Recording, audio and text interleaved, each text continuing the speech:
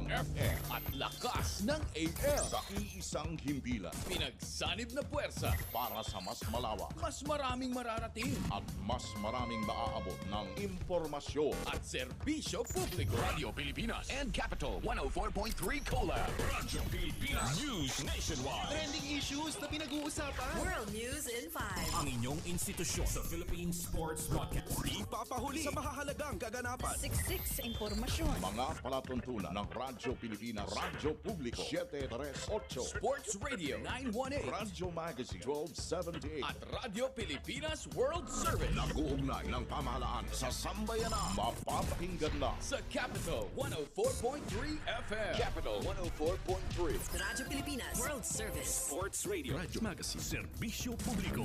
AM and FM Collab sa Capital 104.3 FM. Radyo Pilipinas. Radio Pilipinas and Capital 104.3 Collab. I-extend natin ang bonding online. Connect with Radyo Magazine 1278 on social media platforms. I-search lamang ang @Radyo Magazine sa Facebook, Instagram, X, TikTok at YouTube. Follow us para sa mga balita at impormasyon. Subscribe sa mga aliw na content na hatid ay good vibes. Pusuan na at Radyo Magazine sa Facebook, Instagram, X, TikTok at YouTube. Walang radyo? Walang problema! Ang Radyo Magazine ay radyo on the go. Radyo on the go. At mapapakinggan pati na rin sa inyong mobile phones. I-download na ang aming mobile app na PBS Receiver. PBS Receiver. Libre itong madadownload sa Play Store para sa Android devices at App Store para sa iOS. Libre to ha? Walang bayad? Oo, walang bayad! I-download na ang PBS Receiver sa Play Store at App Store.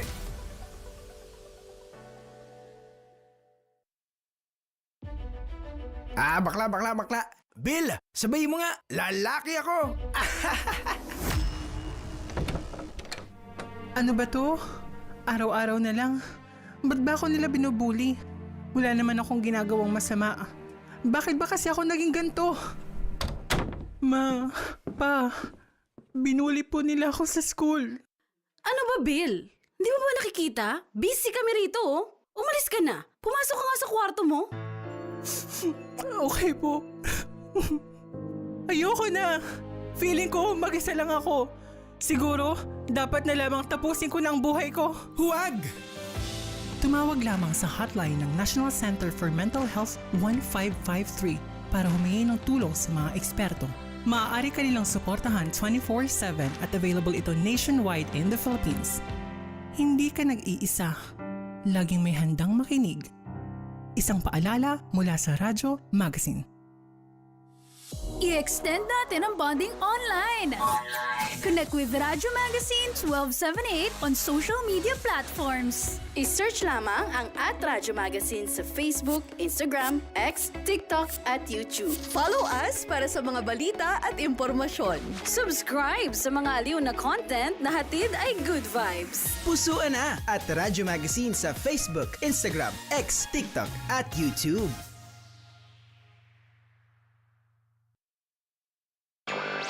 Walang radyo? Walang problema! Ang Radyo Magazine ay radyo on the go. Radyo on the go. At mapapakinggan pati na rin sa inyong mobile phones. I-download na ang aming mobile app na PBS Receiver. PBS Receiver. Libre itong madadownload sa Play Store para sa Android devices at App Store para sa iOS. Libre to ha? Walang bayad? Oo, walang bayad! I-download na ang PBS Receiver sa Play Store at App Store.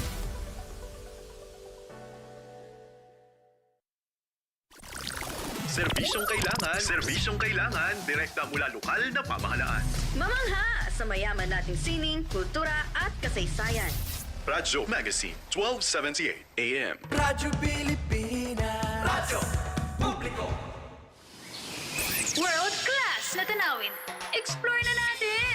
Love the Philippines. Likhang sining na proudly Pinoy. I-flex na yan! Radyo Magazine. 1278. Radyo Pilipinas! Radyo Publiko.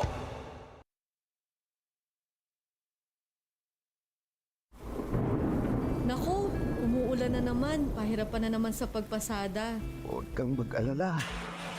Nakondisyon ko tong jeep natin. Bagong karga lang din ng gasolina kaya tuloy-tuloy na ako sa pagpasada. Maulan mahal ha, kaya dahan-dahan ka muna sa pagmamaneho at madulas ang daan. Oo, mahal. Kabisado ko na yung mga bilin mo. Dahan-dahan at titistansya sa mga kasabay na sasakyan. Hindi rin ako makikipagsapalaran sa baha. Tandaan mo mahal ha, buenas lang na malaki ang kita. Pero ang mahalaga ay yung ligtas ka. At ligtas ang mga pasahero. Mag-ingat sa pagmamaneho upang makauwi ng ligtas sa mahal mo. Radyo Magazine 1278. Radyo Pilipinas.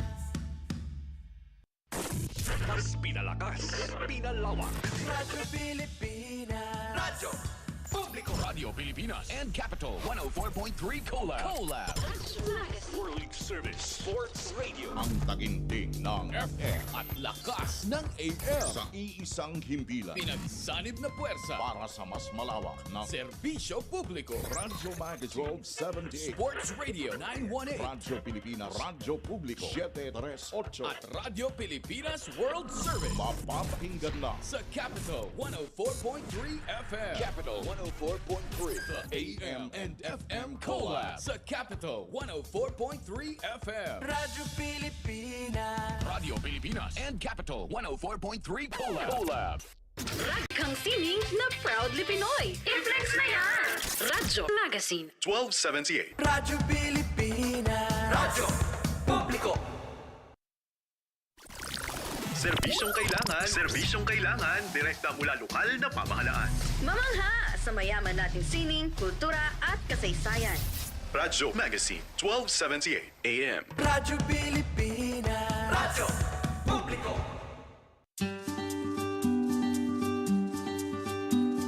Alas 2 na, Golden Heart na. Makinig sa programang magbibigay ng boses sa ating senior citizens.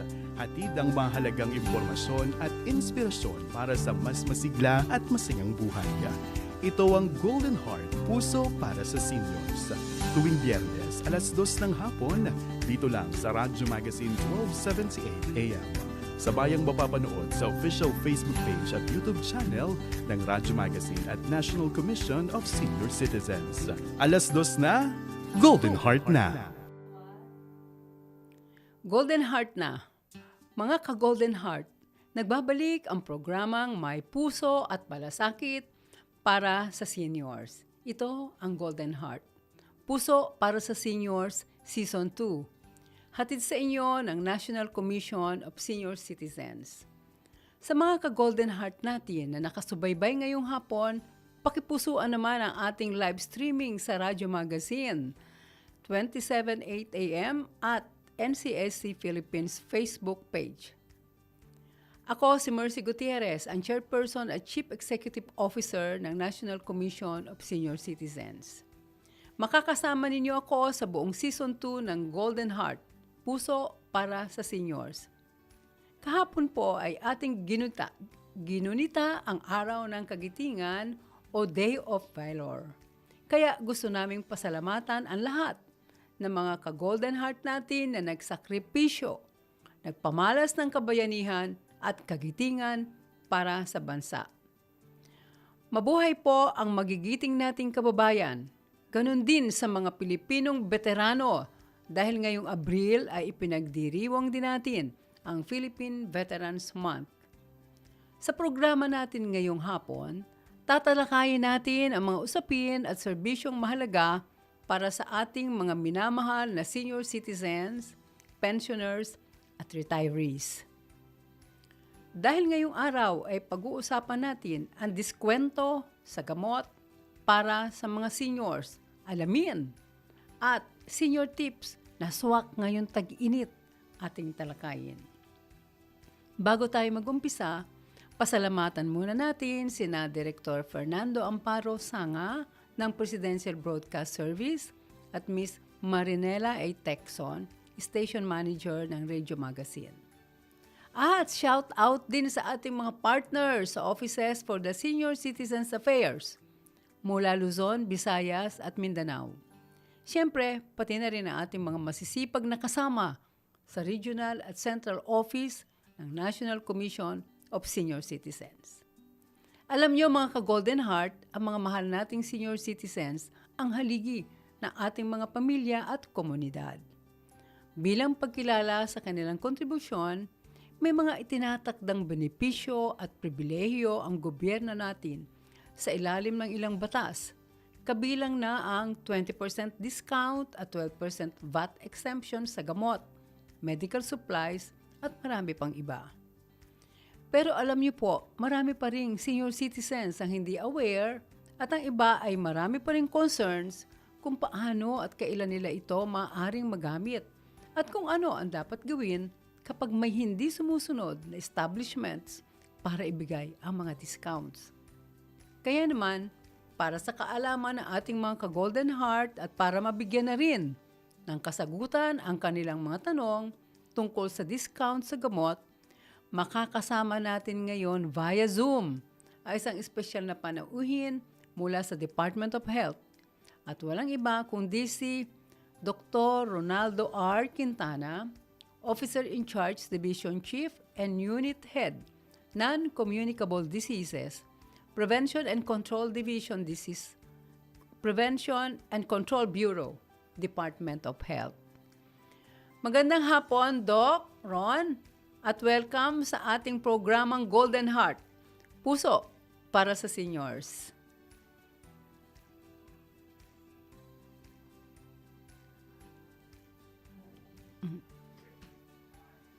Para sa seniors, isang mainam na programa po para sa lahat, lalo na po sa ating mga senior citizens. Muli po, magandang hapon sa lahat. Yeah, Doc, kasi masyado pang maraming mga senior citizens ang hindi nakakaalam sa mga ginagawa ng ating Department of Health. Ang unang-una diyan tinatanong, ano ba ang saklaw ng 20% discount at 12% VAT exemption para sa mga senior citizens pagdating sa pagbili ng gamot at paano ito pinapatupad sa mga botika? Well, ang saklaw po nitong 20% discount at nito pong 12% VAT exemption para sa mga senior citizens pagdating po sa pagbili ng gamot ay yung pong mga gamot na mga may reseta, kasama na po yung mga over-the-counter, kasama na rin po yung mga vitamins at minerals ay maaari pong makapag-avail po ang ating mga senior citizens ng 20% discount at yung 12% VAT exemption. Kailangan lang po ay pumunta sa butika at ipresenta po ang mga documentary requirements katulad po ng government-issued ID na nagpapatunay po na ang bumibili po ng gamot ay isang senior citizen at kalaki po nito or kasama po nito yung reseta po ng gamot na galing po sa kanyang doktor. Doc, kung ang reseta, usually kasi ang mga doktor nagpe-prescribe ng, say, mga 100 tabletas na good for mga siguro 2 months. Mabibili ba lahat yon sa butika at mabibigyan ng 20% discount? Sure, Mercy, meron po tayong limitasyon. No? Pagdating po sa dami o halaga ng produktong maaring bilhin, gamit po yung diskwento na 20% discount at 12% VAT. Yung pong mga gamot po na mayroong reseta, ang maximum po na maaaring ipagbili sa isang senior citizen ay isang buwang supply, 1 month supply po. 1 month lang. Yun naman pong over-the-counter medicines, ang maaari pong ipagbili ay maximum of 7 days supply. Pwede rin po ibigay o ipagbili ang 3-month supply sa panahon po ng emergency. Halimbawa po, merong lockdown or kalamidad, maliban lamang po sa mga antibiotics at yung mga controlled drugs po. Yun po yung ating mga limitasyon pagdating po sa pagbili po ng mga gamot na mayroon pong 20% discount at 12% VAT exemption. Dok, kung magbibiyahe, usually mahaba-haba din ang biyahe, kung mga 2 months, pwede bang maging exemption yon? Kung magbibiyahe abroad, dala nila yung kanilang mga gamot, pwede sigurong magkaroon ng ng exemption na makabili na more than the 1 month requirement. Maaari po 'yon siguro kung ganun mayroon pong ganung rason no na mahabang paglalakbay at matagal na pagbalik dito sa Pilipinas. At bukod pa doon sa nabanggit ko po kanina na sa panahon po ng emergency katulad ng lockdown at kalamidad po. Dok, Opo. para sa kaalaman ng mga ka-Golden Heart, paano po kino-compute ang 20% discount at VAT exemption? Meron pong computation po na ginagawa no para po ma-avail po yung VAT exemption na 12% at yun pong 20% na discount no. Para po doon sa mga gamot po na mayroong VAT meron pong VAT, no? Value added tax. Ang step 1 po na ginagawa dito ay aalisin po yung VAT na 12%, no? Yung pong VAT exempt price ay kino-compute po ito, VAT exempt price. Kapag na-compute na po yung VAT exempt price, i-apply po yung 20% discount doon po sa pinaka-final na VAT exempt price. Tapos pag na-compute na po yun, yung discount po, 20% discount dun po sa final na VAT exempt price, yun na po yung babayaran ng ating senior citizen. Pero dun po sa mga gamot po na VAT exempt na po, no? Mayroon po tayo mga ilang VAT exempt na mga gamot. Ang una pong gagawin dito, i-apply na po kaagad, no? Yung 20% discount, no? I-compute po yung 20% discount base po doon sa halaga ng gamot at i-minus po yung na-compute na 20% discount doon po sa halaga ng gamot. Ako, yan sana ating mga ka-Golden Heart nadinig yung ganyang komputasyon. No, Doc? Opo, sana po. Ayun, para yung mga katanungan po nila, paano ba nako-compute yung VAT exemption na 12% at yung pong 20% na discount para sa ating mga senior At saka citizens? sana ating mga butika naman, wag namang ma-offend, no? Magdamdam kung tayo ay nagtatatanong, tinanggal nyo ba ito? Di ba, Doc? Tama po. Dapat may karapatan po yung mga senior citizens po. Kaya huwag kayong matakot na magtanong, no, Doc?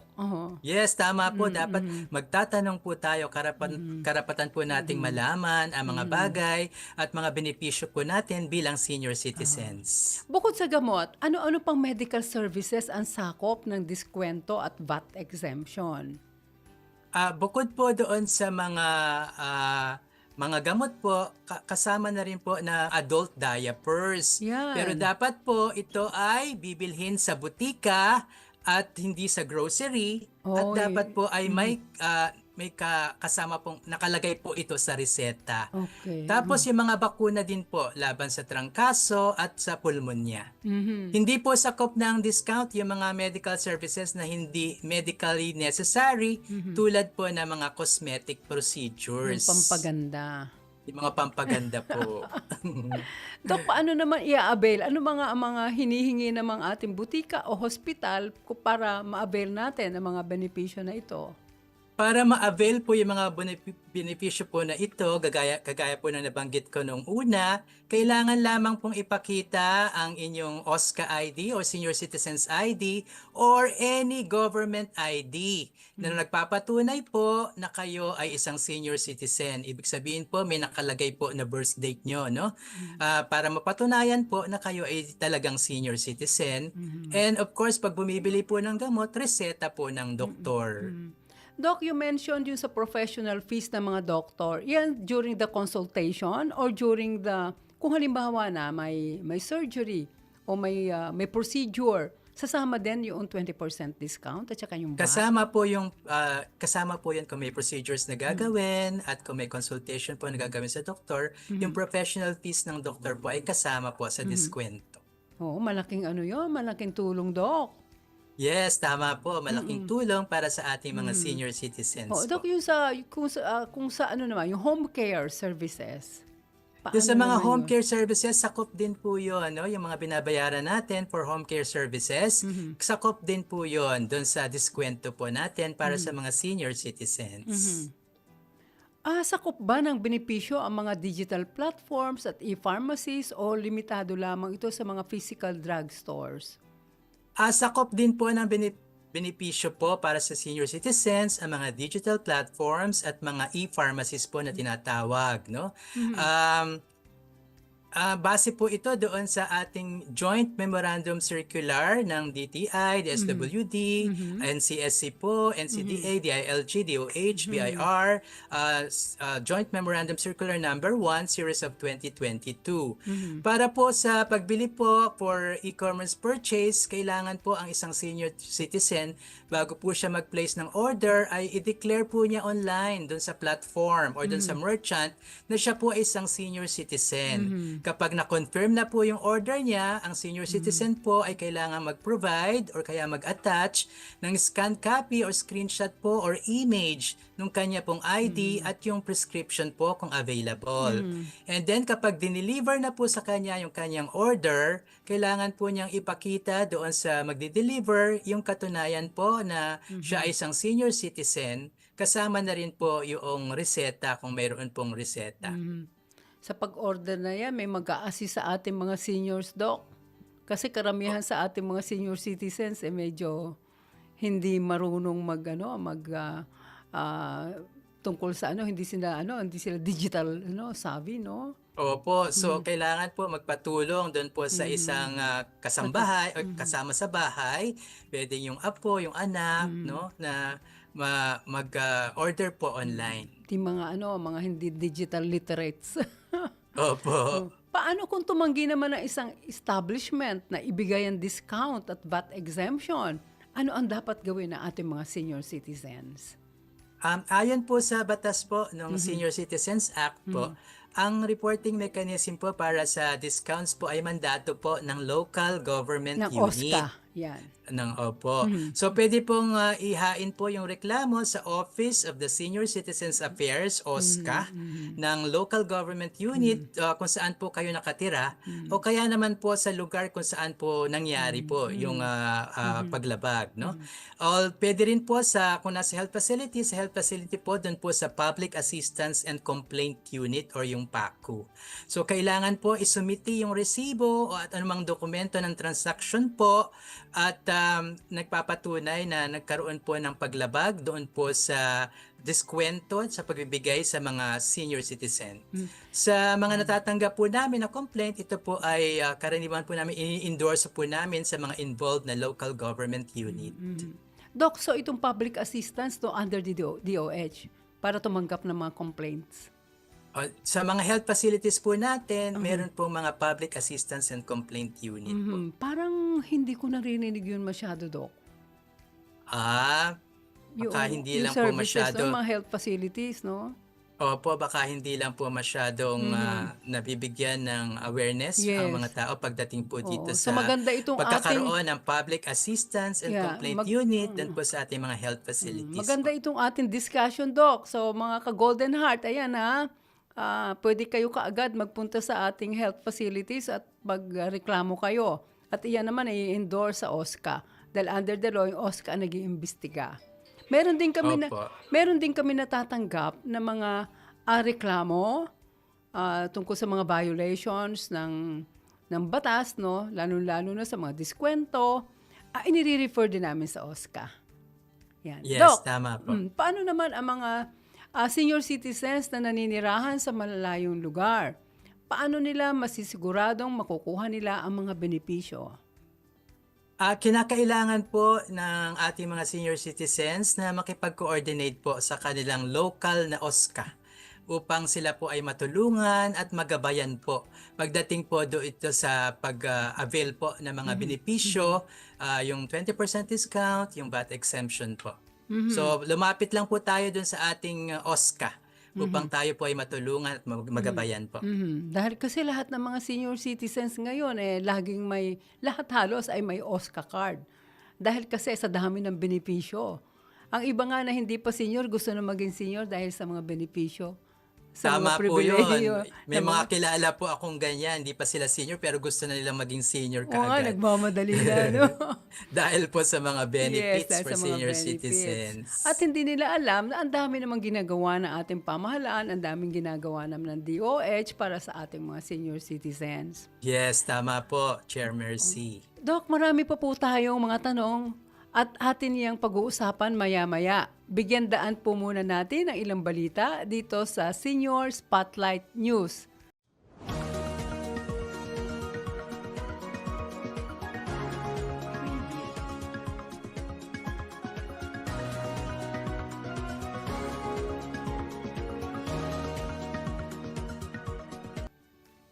Isang makasaysayang kasunduan para sa karapatan ng mga nakatatanda ang nilagdaan nito lamang Lunes, April 6, sa pagitan ng Integrated Bar of the Philippines at ng Coalition of Associations of Senior Citizens in the Philippines.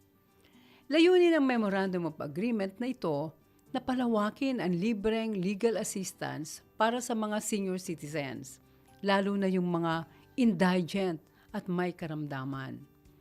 Personal nating nasaksihan ang paglagda sa partnership at buo ang suporta ng komisyon para rito.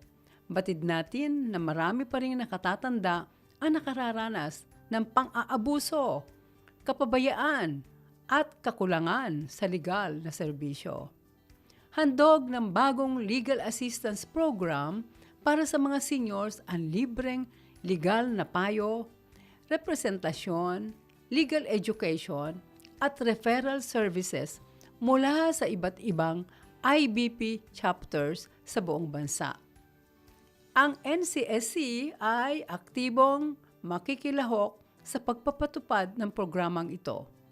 Tutulong ang komisyon sa pagtukoy ng mga benepisyaryo at makikipag-ugnayan tayo sa mga lokal na pamahalaan para mabigyan ang lahat ng mga nangangailangan ng suporta.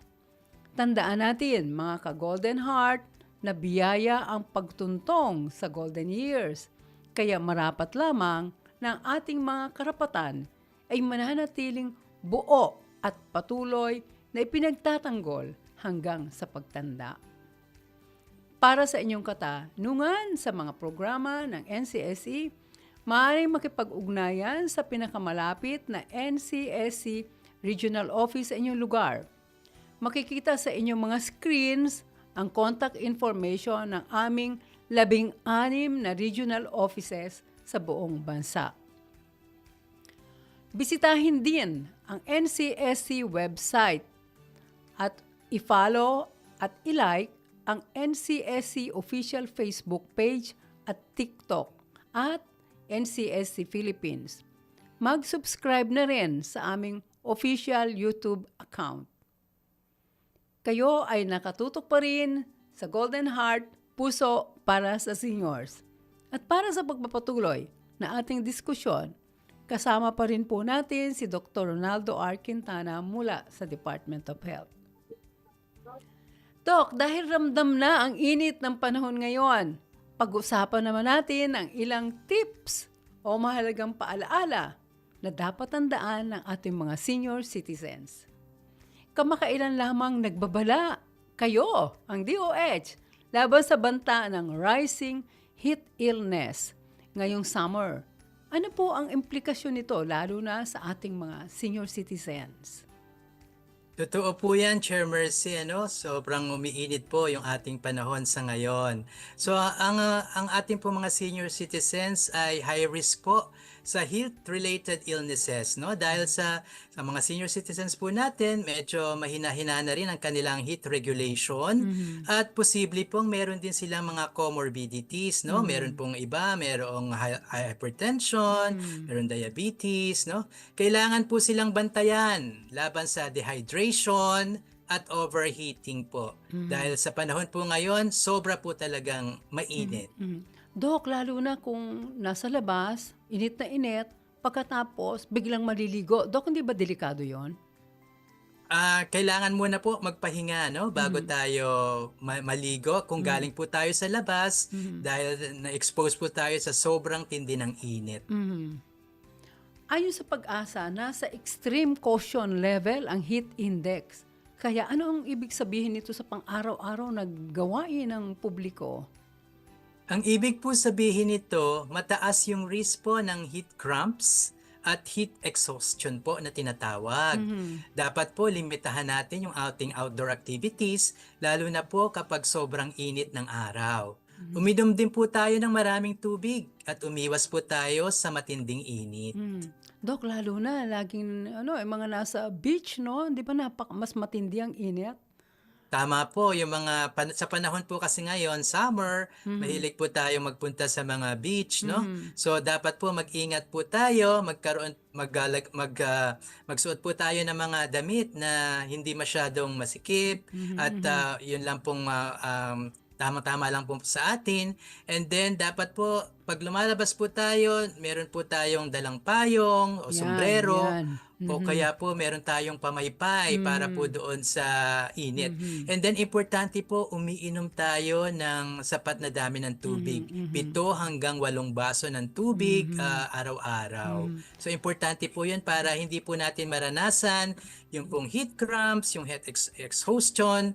Gayon po yung mas malala po yung heat stroke po na tinatawag.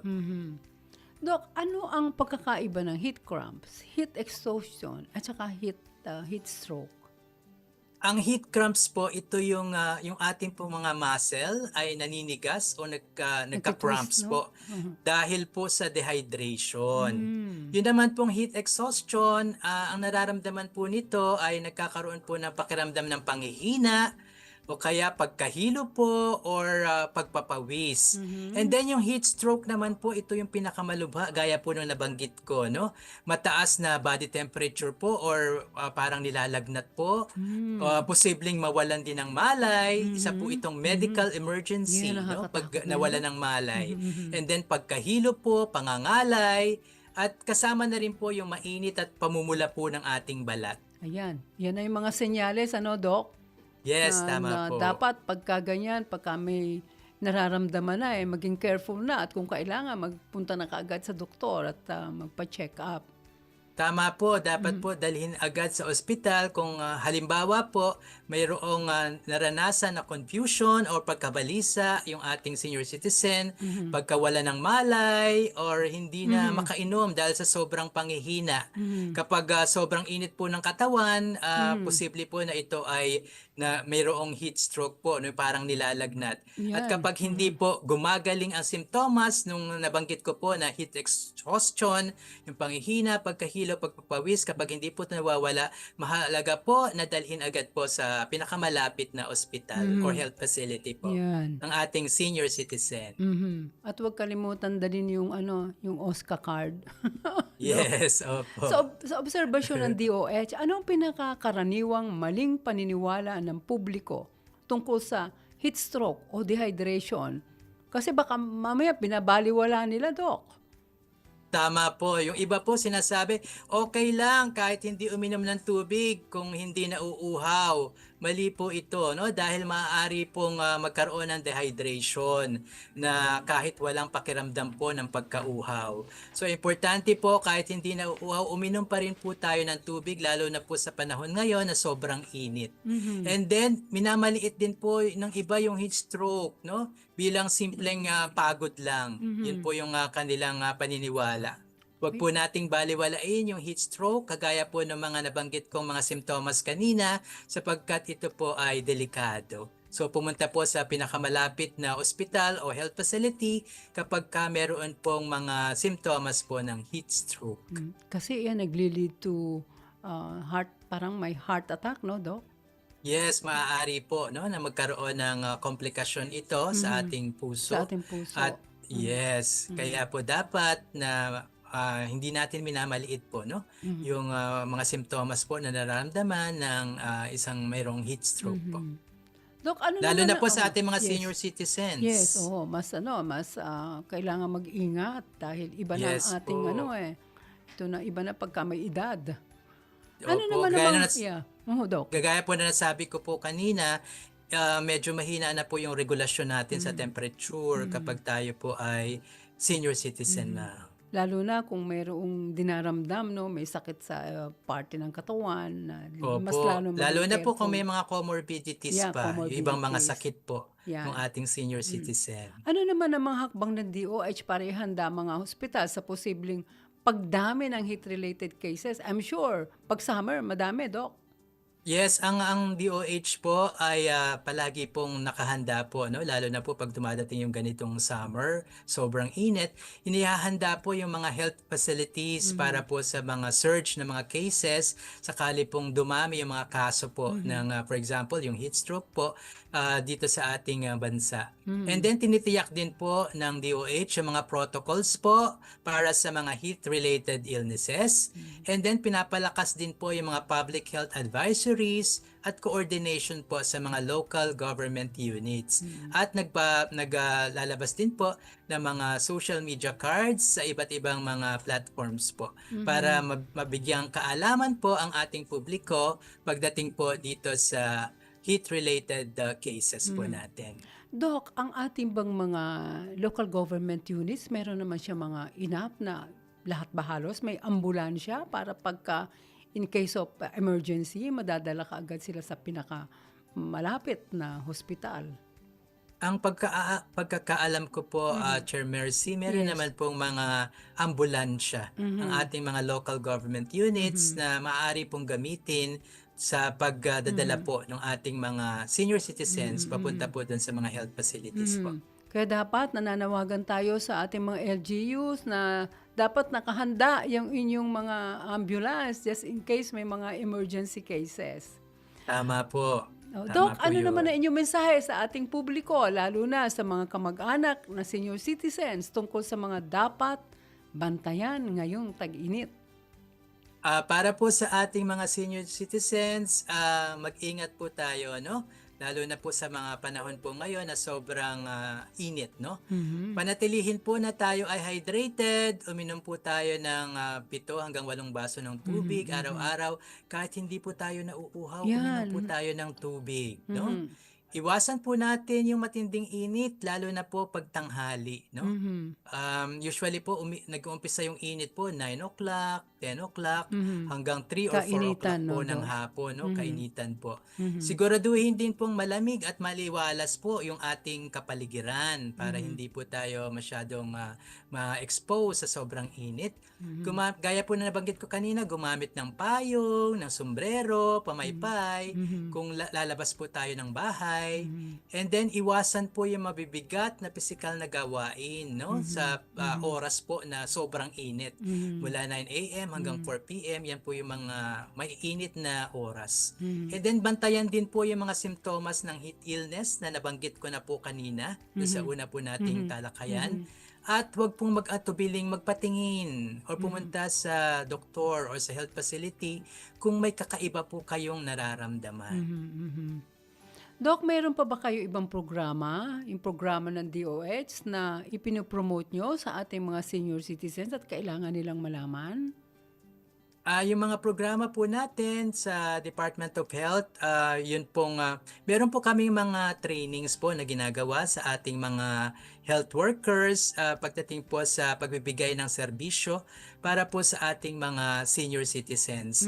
So, ang ating pong mga health workers din po sa mga health centers po natin ay train po sila sa pagbibigay ng serbisyo sa ating mga senior citizens po. Doc, parang maganda ang koordinasyon ng PhilHealth at ang ng DOH. Doon sa kanilang Yakap Center, no? Opo, tama po yun. Meron po tayong Yakap Center and then yung PhilHealth gamot din po. So, ini-encourage po natin ang lahat na magpa-register po, no? Sa isang Yakap Center para maka-avail po ng serbisyong medikal.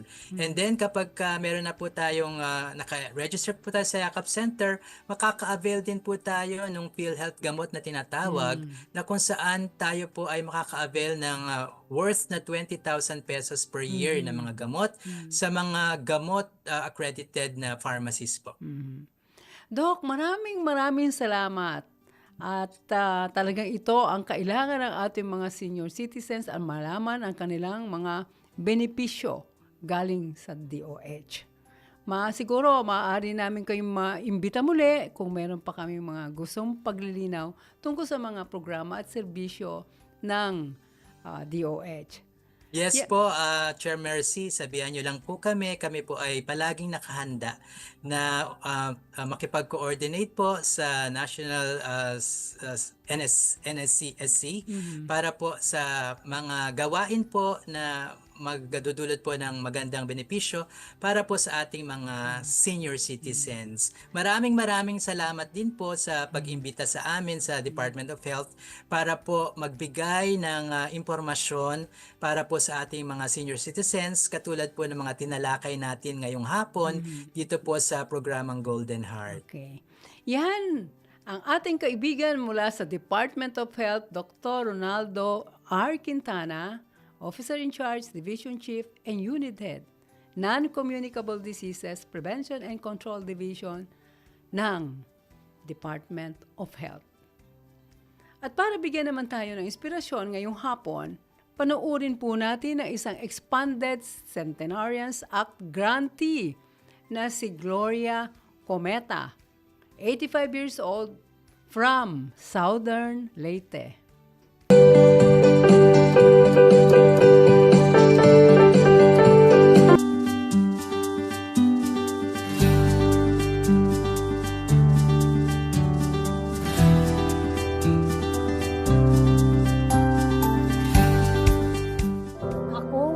Mrs. Gloria Libutan Kumita from Anahawan, Southern Leyte. Married to Mr. Abelardo Kumita Sr. from Santa Monica, Surigao del Norte. For me, alang kanaho, music ang musika is the language of my soul. Unsang ahong gibati sa musika, ahong gibati diri sa ahong kasika.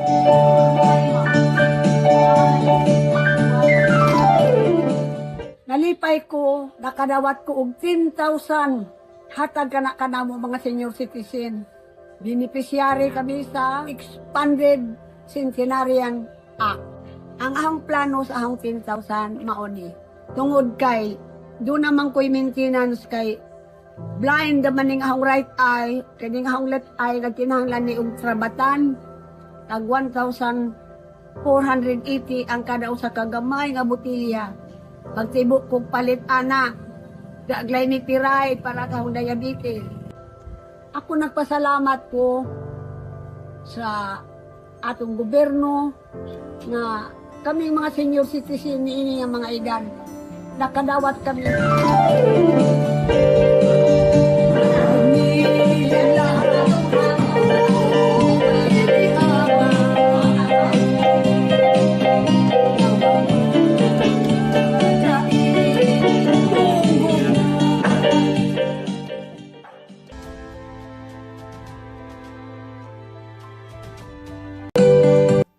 Maraming salamat ulit, Doc Ron, sa pagbabahagi ng inyong oras at mahalagang impormasyon tungkol sa mga benepisyo ng senior citizens. Para po sa ating mga tagapakinig, tandaan natin na ang 20% discount at 12% VAT exemption ay karapatan ng bawat senior citizen. Huwag po tayong mahiyang magtanong sa mga establishmento tungkol dito. At maging maingat din tayo ngayong tag-init, kayo ay uminom ng sapat na tubig, iwasan ang labis na init at sundin ang mga payo na ibinahagi ni Dr. Ron. Maraming salamat din sa mga tumutok sa atin ngayong hapon. Magkwentuhan at samahan niyo muli kami sa Golden Heart, puso para sa seniors. Dito lang sa Radyo Magazine, every Friday, alas 2 hanggang alas 3 ng hapon para sa iba pang mahalagang usapin at talakayan. Ito po ang inyong lingkod, Mercy Gutierrez, ang Chairperson at Chief Executive Officer ng National Commission of Senior Citizens. Nagpapaalaala na sa tamang impormasyon, may boses at karapatan ang lahat ng older persons. Magandang araw and have a safe day ahead, mga ka-Golden Heart.